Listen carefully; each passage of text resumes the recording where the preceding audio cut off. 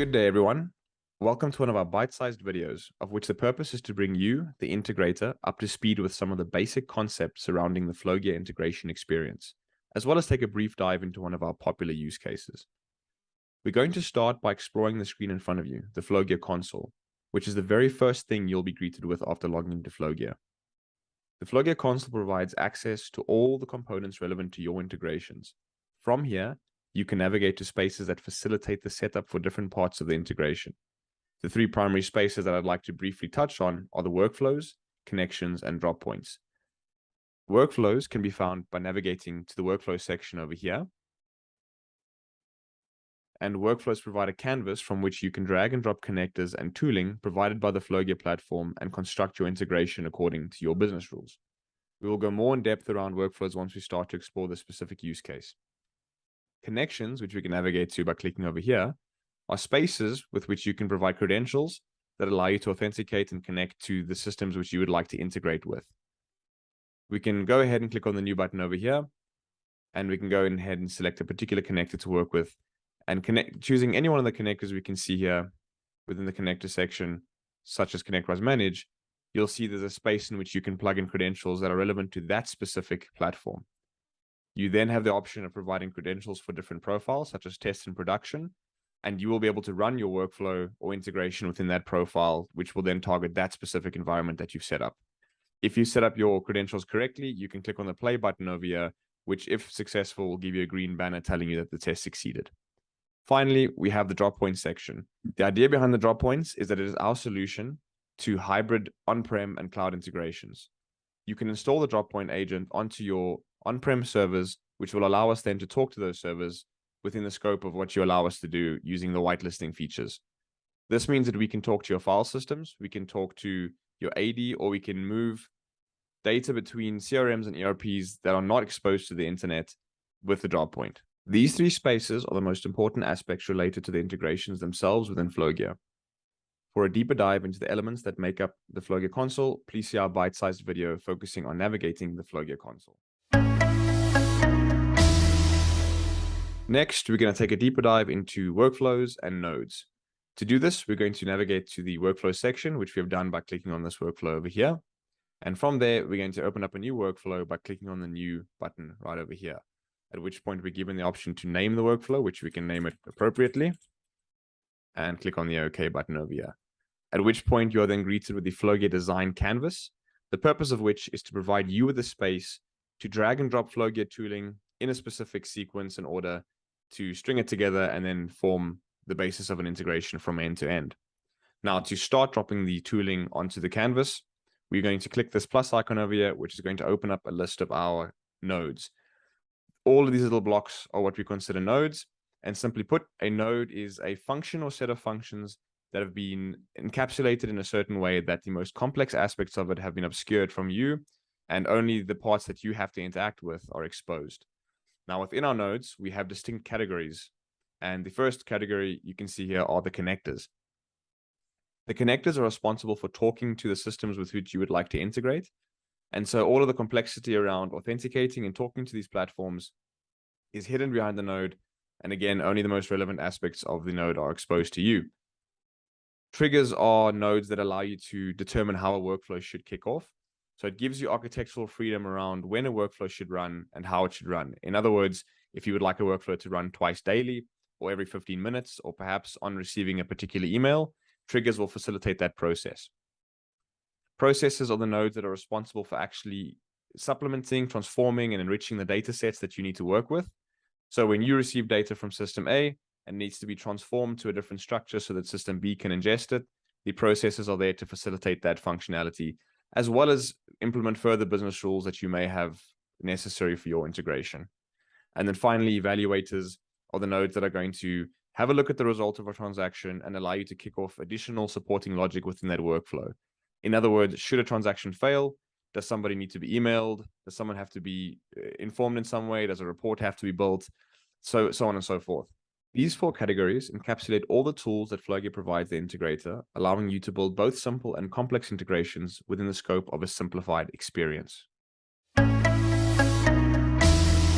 In one of our previous videos titled How to Utilize the Capabilities of our Generic REST Request Connector, we explored the use of one of our generic connectors called the REST Request, which ingests an OpenAPI definition, previously known as Swagger, to expose an API's capabilities and provide samples to work with.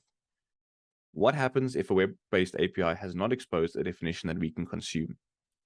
This demo will explore the use of one of our most flexible generic connectors, the web request, and how you can connect to any web-based API through its Postman-like interface without the need for a consumable definition, and couple that with one of our branded connectors to push data between a branded connector and a generic connector.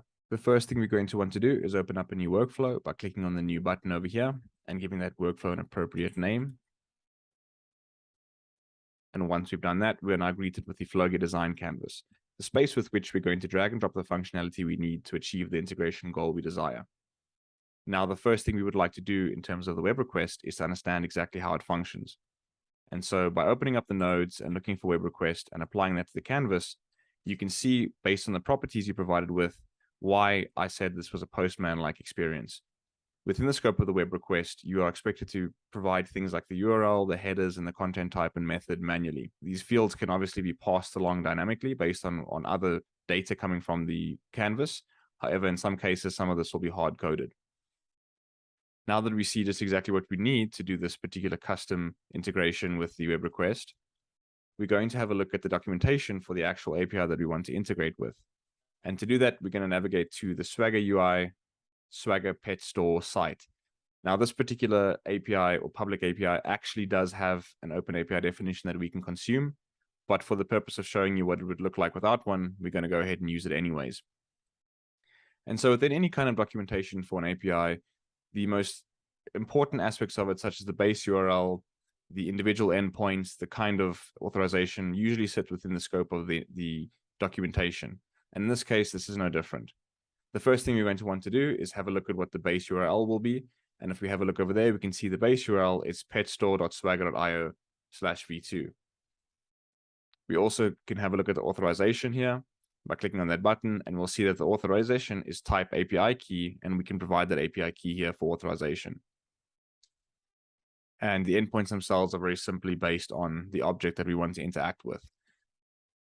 If we click on one of these examples, such as the post pet, we'll see that the data type itself is JSON. And with that now, we have a pretty clear idea of what's expected from us within the scope of the web request. And so we can navigate back here and relate that to some of the fields we saw here, such as the URL, such as the headers for authorization, content type, method, so on and so forth. Now, the first thing we're going to want to do for the web request is set up a connection. And so if we open up the connection tab and click on the plus icon here, it'll take us straight to the new connection tab that we can then navigate by clicking on the pencil. We'll swap over to the test profile and have a look at some of the fields here. Because the authorization is an API key, we're going to blank out the password. We don't need that. We're going to click on the return HTTP failure responses because we would like errors to come through the response body and not directly from the canvas. And so we can see here that the only thing we really have to provide is the base URL within the connection. And again, after we navigate to the Swagger page, we'll see that the base URL looks like this. So we're going to go ahead and copy that and plug that into the base URL over here. Don't forget to denote that with HTTPS or HTTP, although most web-based APIs will be HTTPS. We can go ahead and give that a save. And we've done all we have to do now for the connection itself. Now, any particular URL you apply above that will be prefixed by that over here. So that being said, we can head back to the documentation and have a look at what type of call we want to make. So in this case, we'll go ahead and do a post pet call. And we can see that the actual URL is simply /pet after the base URL. And so from here, we're going to go ahead, type in /pet, and that will be a permanent static URL that we'll use to actually post a pet to this particular API service. As we navigate back to the Swagger UI documentation, we now want to take care of the authorization. And as click on the authorization tab, we'll see that the way that they authorize is through API key. So we're going to go ahead and specify an API key over here. Copy this and authorize just so they're aware of the authorization we're going to use. Head back to the web request on the canvas, open up the headers, and add an authorization header of type API key with the API key itself, and close this off. As we saw as well previously on the documentation, the content type itself would be application JSON. We're sending a JSON payload through, and the method in this case will be a post. Now, the only final thing we have to do in this case is provide an actual payload to post into this environment. And so we can head back to Swagger again and copy this entire payload they provide as a sample and bring that across to the post data field here within the web request. Within the scope of a branded connector or a connector that has access to a consumable definition, that sample would have been generated for you, and you could have picked it from the actual list of samples. In this case, it has to be manually added because we don't have a definition to work with. So now that we have this full complete web request set up, we can go ahead and test this in isolation just so we know that we are actually interacting with this API in the right way. And so we can click on the options tab here and say run this node. We can now go ahead and test this web request in isolation. And so we can click over here, run this node, and we will see from the workflow activity logs exactly what's happening. And we can have a look and see if we're getting a response from that API. And we see we have a status code of 200, which is a positive response, and a response body to come back with some of the data that we've sent through and an ID to say that's the unique ID we've created. So through that effort, we've now determined that we can in fact connect to this particular API. We've got the right URL, the right authorization, and the right settings, and the post data itself looks good. And so the first step of connecting to any custom API or API with no definition is to get some kind of call working and make it as manual as you have to in terms of inputting the post data, so on and so forth. So here we haven't done anything in the scope of an integration really, but we have confirmed that we can talk to this API. Now that we have the basics around how this API should work, we can go ahead and hook this up to a wider process, such as getting data from another system and passing it along. And so in this case, we're going to go ahead and put some of the nodes on the canvas that we would use to do that. And so we'll pick a branded connector, as we said, for this example, and we can go ahead and pick Salesforce. And within the scope of Salesforce, we're going to do exactly what we did with web requests and go and set up a connection. In this case, I will choose a connection that I pre-set up. We can then go ahead and choose a sample in Salesforce. Let's go ahead and refresh this page. From here, we can do something simple like query contact.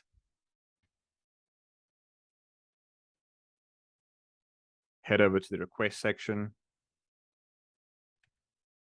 Limit that by 1, just so we have some sample data to work with. And we can now also test the Salesforce node in isolation. See that we get a positive response from that with one of the contacts in our system. And now we have both sample data from Salesforce and a piece of sample data that we have to post into the web request. And so we can make use of our flagship transformation tool, the quick map, to go ahead and transform that data from structure to structure. By plugging these in and making them aware of each other, the quick map now is cognizant of both data sets coming from Salesforce and the one that's expected to go into the pet store API. And from here, we can say change view. And now we can see on the left-hand side is the data coming from Salesforce, and on the right-hand side is the structure that has to be adhered to pass data into the pet store API. Obviously, these two objects, the contacts on the one side and the pets on the other side, don't really make sense. This is clearly not something that you would do in a standard integration environment or for any kind of standard production environment. However, we just want to drag some of the data across to show you what that might look like. And to do that, we're simply going to drag, for instance, the first name into the name over here. The type we could drag from here to here, and we can give that. And the rest we can actually leave open or hard code by simply adding the string over here. As you can see, some of these fields are being represented as arrays because it's ambiguous within the scope of the current data sets we have whether they should be arrays or not. We simply use something called a first function to go ahead and remove those arrays. And now the preview is representing a structure that looks like what the pet store API is expecting. So the purpose of this particular tool is to reduce the effort that one would have to bring to the table around mapping data from point to point significantly. It allows us to transform the data structures from A to B with a simple visual drag and drop, which makes it easy for practically anybody in the organization to go and either maintain, manipulate, or even create these mappings. And beyond simply mapping these structures from A to B, it also provides you with the ability to further enrich and supplement the data by using functions such as first.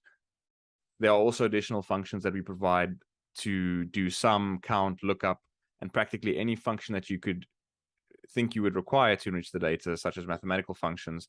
And they're very heavily modeled after the Excel environment so that, again, anybody in the organization can go ahead and work with these functions. So we're quite happy with what we're seeing here. We can go ahead and close this off, and we can run this entire integration now. And what we'll see is that the first step of this particular integration was to grab data from Salesforce. And so we can see that data coming back from Salesforce here in the form of an XML document, with some very basic information, such as the name and anything else you can imagine to be on a contact. The quick map then transformed the name and some of the other data into the structure that's expected to go into the PetStore API, which we can see a sample of that there now. And then finally, we passed it along to the same web request we configured previously. However, we're dynamically passing along that payload into the post data section. So it is not using the payload that we worked with previously hard-coded, but the payload that we got back from the quick map. And that was in fact successful with a unique ID there. And there's the name and status of that pet that we just created. So this particular process should give you confidence around moving data to and from different systems, even though one of those systems may be a branded connector and the other might be an API that is using one of our generic connectors. This particular integration is obviously not production ready. You would want to add additional error handling and potentially other business rules to this whole process. And you can do that through the use of our tooling over here within the scope of all of our nodes that can be found on this page. The last few features I'd like to touch on are Enterprise API, revision, and release management. I'd like to show you where you can find those features and what they're all about. So as we start with Enterprise API, it is effectively the ability to turn any workflow into an API-bound endpoint. So to do this, you can head to the workflow settings on the top here. You can then navigate to the section that allows you to apply a binding, as well as a custom domain, which is set inside of your site settings, and then finally a custom path or URL, where this URL is then secured against an API key or a certificate and can be reached by any third-party application or program to pass data into or get data from Flowgear real-time. The next feature I'd like to touch on then is revision management. You can find that feature by clicking on the revision history button over here.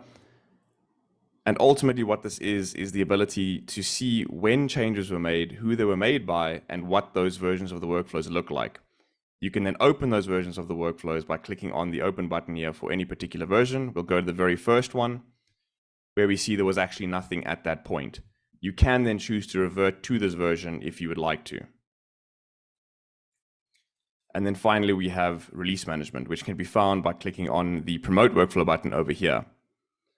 What this is the ability to merge your environment into UAT in production. So when saves are made or changes are made, we don't, okay, I'm going to redo that part. The last feature I'd like to touch on is release management. You can find that feature by clicking on the promote workflow button over here. And what this brings up is a UI which allows you to merge your test into your UAT and eventually in production. Effectively, what this means is when a save is made, which I will do now,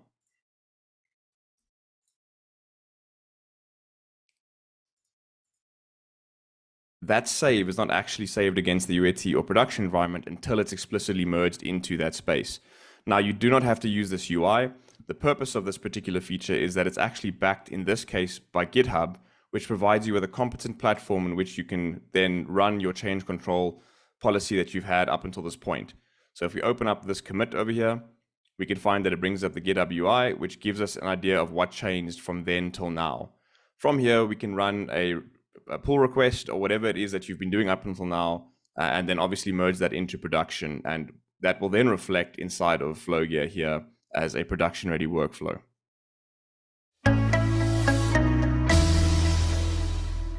Now that we've shown you how to build a workflow, if at any point you have to go back and see what happened in that workflow, you can navigate to the workflow logs over here. For more detailed information on the topics we explored today, or if you would like to explore more complex aspects of the platform, including architecture and best practices, please join us for our technical certification course hosted on udemy.com. Also, go ahead and check out some of our other bite-sized videos for more common use cases and platform features. Also, please go ahead and visit our website where you can register for a free trial and complimentary proof of concept, have a look at our unique pricing model, or explore our list of over 200 pre-built connectors. Thank you very much for joining me for this short demo. Have a lovely day further.